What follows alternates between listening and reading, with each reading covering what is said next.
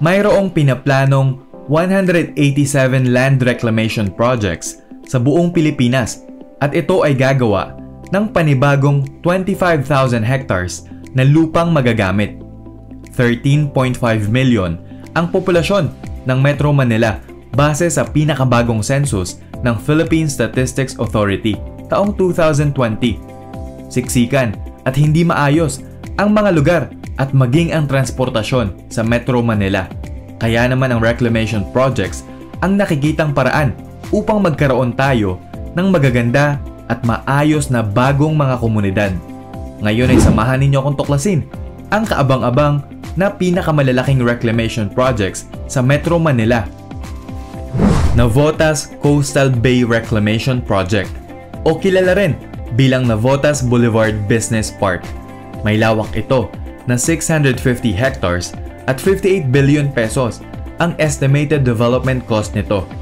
Ito ay joint venture project ng Navotas City LGU at San Miguel Corporation.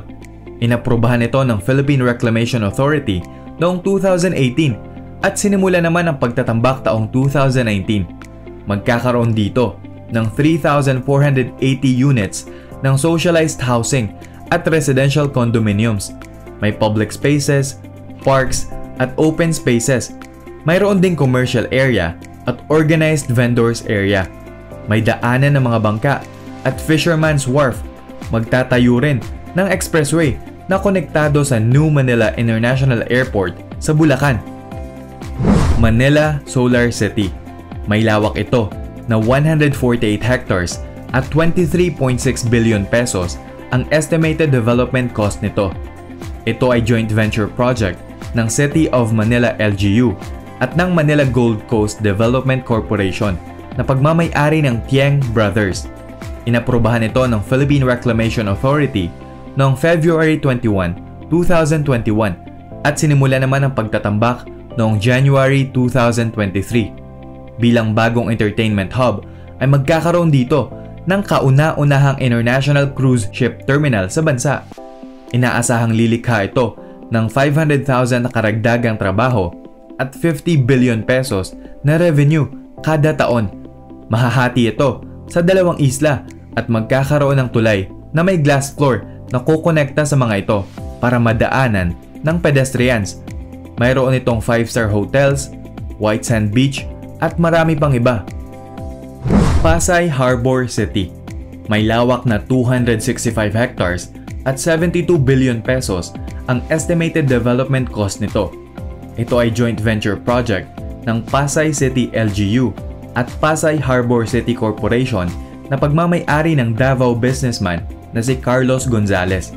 Inaprubahan ito ng Philippine Reclamation Authority noong December 2019 at sinimula naman ang pagtatambak taong 2021.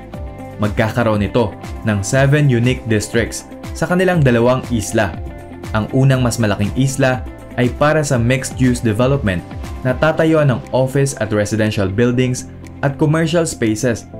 Ang ikalawang mas maliit na isla naman ay para sa recreation kung saan magkakaroon ng nature parks, theme parks, garden, zoo, restaurants at resorts. Para magkaroon ng balancing ecological system ay mayroong green spaces kaya naman parte ng proyekto ang pagtatanim ng mga puno, halaman at mangroves. Pasay 360 hectare reclamation project. May lawak na 360 hectares at 100 billion pesos ang estimated development cost nito. Ito ay joint venture project ng Pasay City LGU at SM Prime Holdings Incorporated ng C Family. Walang gagastusin ang Pasay City sa proyektong ito pero pupunta sa kanila ang 51% reclaimed land. Inaprubahan ito ng Philippine Reclamation Authority noong December 2019 at sinimula naman ang konstruksyon taong 2022.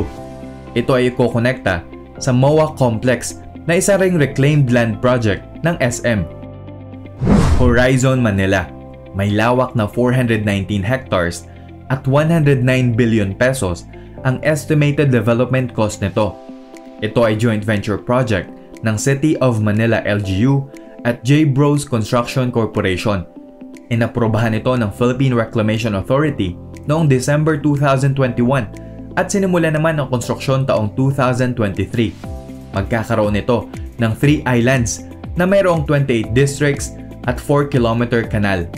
Inaasahang ito ay magiging bagong tahanan ng 100,000 residents at gagawa ng panibagong 400,000 jobs.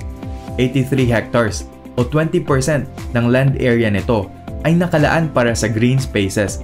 Kumpleto ito sa lahat ng pangangailangan at convenient ang transportation system nito na monorail train, electric trams, ferries at water taxis. Manila Waterfront City. May lawak na 318 hectares at 34.4 billion pesos ang estimated development cost nito. Ito ay joint venture project ng City of Manila LGU at Waterfront Manila Premier Development Incorporated na pagmamay-ari ng pamilya na Senator Win Gatchalian. Inaprubahan ito ng Philippine Reclamation Authority noong August 2022 at sinimula naman ang konstruksyon taong 2023. Ito ay mayroong 2 islands na nahahati sa 7 districts. Kabilang sa plano nito ang pagtatayo ng residential buildings, commercial at office spaces, hotels, at casinos. Mayroon ding amusement parks, hospitals, government centers, schools, at museums. New Manila Bay City of Pearl. May lawak itong 407 hectares at 59.4 billion pesos ang estimated development cost nito. Ito ay joint venture project ng City of Manila LGU at UAA Kinming Group Development Corporation. Taong 2017 pa nang inaprubahan ito ng lungsod ng Maynila, ngunit hindi pa nabibigay ng Philippine Reclamation Authority ang final approval nito. Dinisenyo upang maging kauna-unahang smart city sa Southeast Asia at gagamit ng artificial intelligence.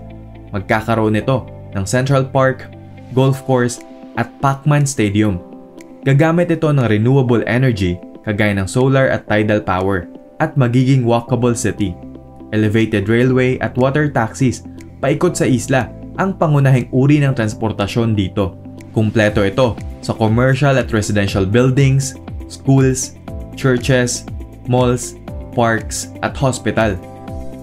Talaga namang nakaka-excite makita ang mga bagong proyekto na ito na tatapat sa mga syudad sa ibang bansa. Pabor ka ba sa mga reclamation projects na ito? At bakit? Aabangan namin ang sagot mo sa comment section. At dyan na nagtatapos ang ating kwentong kaalaman sa araw na ito. Huwag mong kalilimutang i-like ang ating Facebook page at mag-subscribe ka na rin sa ating YouTube channel. At laging isa-isip na ang magandang bukas ay nag-uumpisa sa pagtuklas